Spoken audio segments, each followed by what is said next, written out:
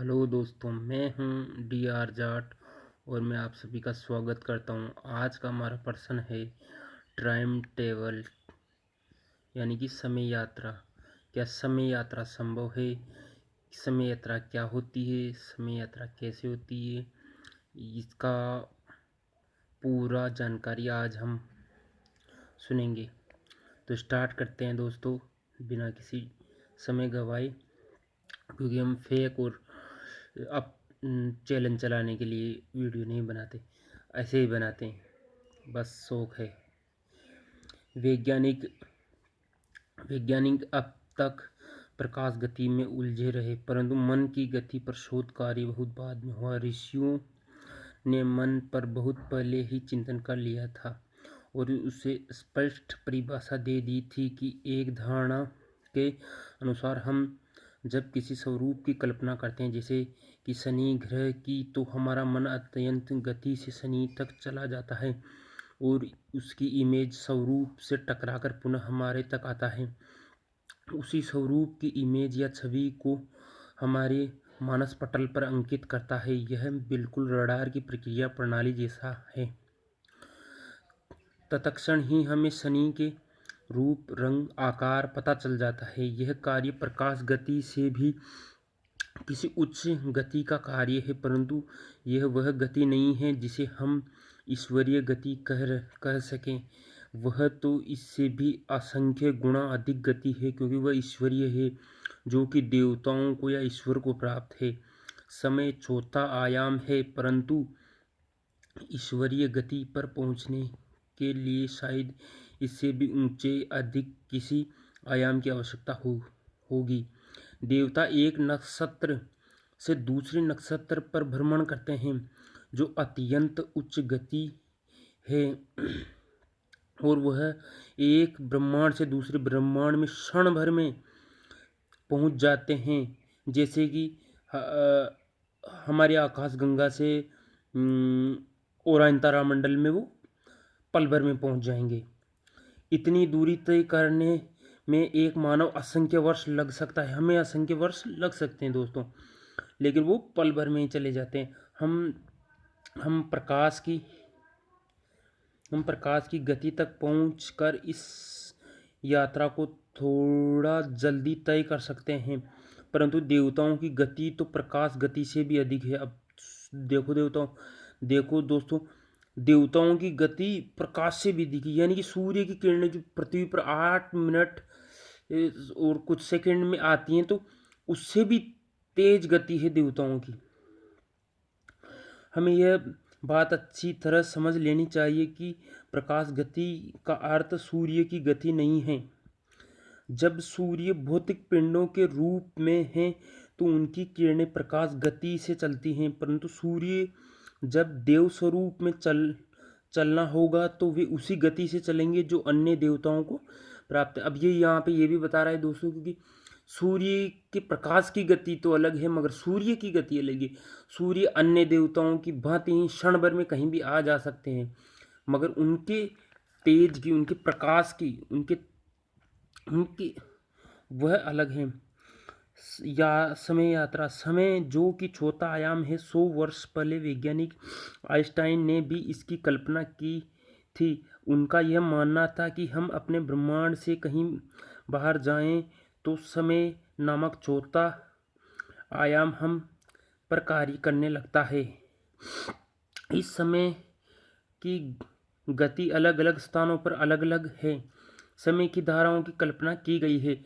ऐसा ये यहाँ पर ऐसा बता रहा है दोस्तों कि जैसे आप पृथ्वी पर हैं, तो यहाँ पर समय जैसे 1 घंटा गुजर रहा है, 2 दिन गुजर रहा है, तो आप अगर ओराइन तारामंडल में या किसी और जगह आपको यहाँ से वहाँ भेज दिया जाए, तो यहाँ का 10 दिन, वहाँ का 1 घंटा भी हो सकता है दोस्तों। तो आपको 1 घंटा ही महसूस होगा और यहाँ पर 10 दिन गुजर जाएंगे। यही चीज़ ये बताना चाह रहा है कि अलग अलग जगह ब्रह्मांड में अलग अलग जगह अलग अलग टाइम टेबल समय यात्रा में यह फर्क होता है। जो जिस प्रकार ये साइंटिफिक भी प्रूफ है दोस्तों। जितनी हम तेज गति से चलेंगे समय मदद करेगा। सभी अलग अलग स्थानों पर अलग अलग है। समय की धाराओं की कल्पना की गई थी जिसमें कम और ज़्यादा गति संभव है। जितना हम तेज गति से चलेंगे समय मदद करेगा और गति तेज होती जाएगी, परंतु जिस ब्रह्मांड के लिए या अपने अपने लक्ष्य के लिए हम जा रहे हैं वह हम तेज गति से पहुंच गए और लक्ष्य बहुत ही नज़दीक आ गया है, तो हमारी समय गति अपने आप कम हो जाएगी और लक्ष्य तक पहुंचने की हमारी गति बढ़ जाएगी। यानी कि अब ये बताना चाह रहा है कि अगर हम अधिक गति से जाएंगे तो हम कम समय में, यानी कि हमारा समय जो हमें लगना चाहिए था वह नहीं लगेगा, तो हम टाइम टेबल में यात्रा कर सकेंगे। हम चरम गति को कभी भी पार नहीं कर सकते। ये वो चरम गति है जब टाइम टेबल संभव होता है, तो हम चरम गति को कभी प्राप्त नहीं कर सकते, क्योंकि हमारा पंच तत्वों से बना शरीर है, मिट्टी का शरीर है दोस्तों, क्योंकि दिव्य शरीर यानी कि आत्मीय शरीर नहीं है। तो इसलिए वैज्ञानिक कितना भी कोशिश कर ले, इन पंच तत्वों से वो गति प्राप्त नहीं हो सकती समय की। ये बताना चाह रहे हैं। जो बात प्रकाश गति के लिए लागू है वही बात समय गति पर भी लागू है। अब ये बता रहा है कि गति और टाइम में भी जो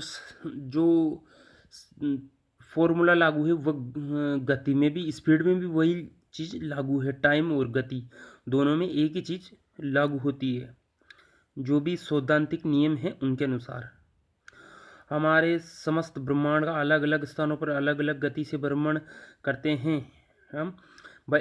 अलग अलग ब्रह्मांड में अलग अलग जगह हैं, जैसे ओरायन तारामंडल है, हमारे पास का कोई ब्रह्मांड है। अब तो गति वो गति हमारे समस्त ब्रह्मांड में अलग अलग स्थानों पर अलग गति से भ्रमण, यानी कि हम यहाँ पर कोई और गति से भ्रमण करेंगे तो वहाँ पर कोई और गति से भ्रमण करेगा। टाइम अलग होगा, समय ज़्यादा कम होगा, यानी कि जो समय यहाँ है वह वहाँ नहीं है।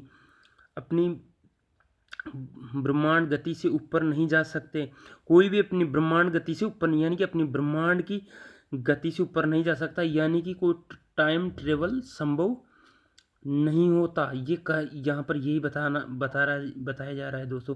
किसी भी ब्रह्मांड की गति यह निर्धारित करती है कि उससे संबंधित देवताओं में देवत्व का कितना आरोहण है, आरोहण यानी कि वहाँ का ग्रेविटी क्या है, वहाँ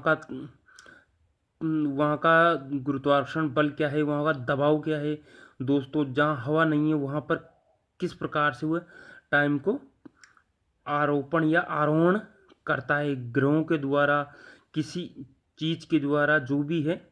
जितनी गति धीमी होती चली जाएगी उतना ही मानवीकरण बढ़ता चला जाएगा, यानी कि जिस ब्रह्मांड की जितनी गति कम है तो वहाँ पर मानवीकरण बढ़ता चला जाएगा। यानी कि दोस्तों जैसे हमारे पृथ्वी की गति कम है यहाँ की, तो यहाँ पर हम मानवीकरण यानी कि पंच तत्वों वाले शरीर हैं, मिट्टी के शरीर हैं, यहाँ पर जीवन है, मानवीकरण है। और अगर गति तेज होती तो ये दिव्य होता, यानी कि दिव्य लोकों में गति तेज होती है, यहाँ गति धीरे है तो मानवीकरण है। जितनी गति बढ़ती जाएगी उतना ही देवीकरण होता चला जाएगा। समय गति का सिद्धांत आधुनिक वैज्ञानिकों को चकित करता है, यद्यपि उसे मान्यता देने लगे हैं, मगर फिर भी वो मान्यता देने लगे हैं क्योंकि उनको आश्चर्य में डाल रहा है। परंतु वैदिक ऋषियों को इसका ज्ञान था, इसलिए उन्होंने ब्रह्मा जी का एक दिन हम मानवों के 4 अरब 32 करोड़ वर्ष के समान होता है दोस्तों। ब्रह्मा जी का एक दिन 4 अरब 32 करोड़ के समान माना गया है। अब दोस्तों उनका एक ही दिन हमारे इतने वर्षों तक होता है।